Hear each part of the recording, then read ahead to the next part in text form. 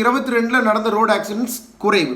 2022 நடந்த road ஆக்சிடென்ட்டோட 2023 road accidents அதிகமாக நடந்திருக்காங்க. என்ன பண்ணியிருக்காங்க அப்படின்னு சொல்லி பார்த்தீங்கன்னா ரிப்போர்ட்ஸ் பதிவு பண்ணியிருக்காங்க. கிட்டத்தட்ட 18,074 நபர்கள் இறந்திருக்காங்க. தமிழ்நாட்டில் ரோடு ஆக்சிடென்ட் மூலியமாக 66,841 ரோடு ஆக்சிடென்ட் மொத்தமாக தமிழ்நாடு முழுக்க நடந்திருக்கு. சரிங்களா? இது 2022 கம்பேர் பண்ணும்பொழுது கிட்டத்தட்ட 1,200க்கும் அதிகமானவர்கள் என்ன பண்ணியிருக்காங்க அப்படின்னா தமிழ்நாட்டில் இறந்துருக்காங்க. சரி, ஓகே. எங்கே ரோடு ஆக்சிடென்ட்ஸ் ரொம்ப அதிகமாக நடந்திருக்கு? ஓகேங்களா? ஸோ எங்கே ரோடு ஆக்சிடென்ட் ரொம்ப அதிகமாக நடந்திருக்கு அப்படின்னா சென்னை அண்ட் கோயம்புத்தூர் தான் தமிழ்நாட்டிலே ரோடு ஆக்சிடென்ட் அதிகமாக பதிவாக இருக்கக்கூடிய இடமா இருக்கு. சென்னையில் 3,642 ரோடு ஆக்சிடென்ட் அளவிற்கு பதிவாயிருக்கு.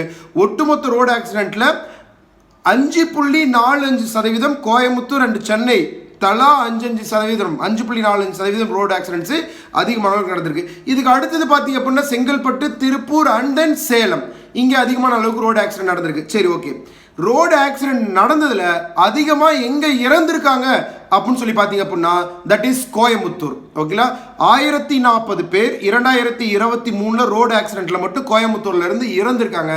அதுக்கு அடுத்து இரண்டாவது அதிக இடமாக பெறுவது செங்கல்பட்டு, அங்கே 912 பேரும். அதுக்கு அடுத்து மதுரை, திருப்பூர் அப்படின்றது அடுத்தடுத்த இடங்கள்ல என்ன பண்ணியிருக்காங்க அப்படின்னு சொல்லி பார்த்தீங்கன்னா அதிகமான நபர்கள் ரோடு ஆக்சிடென்ட்ல இறந்ததாக பதிவு செய்யப்பட்டிருக்கு. சரிங்களா? சரி, ஓகேங்க. ஸோ நெக்ஸ்ட் முக்கியமான கரண்ட் அஃபேர்ஸ் நம்ம ஏற்கனவே பார்த்தோம். இந்த டங்ஸ்டன்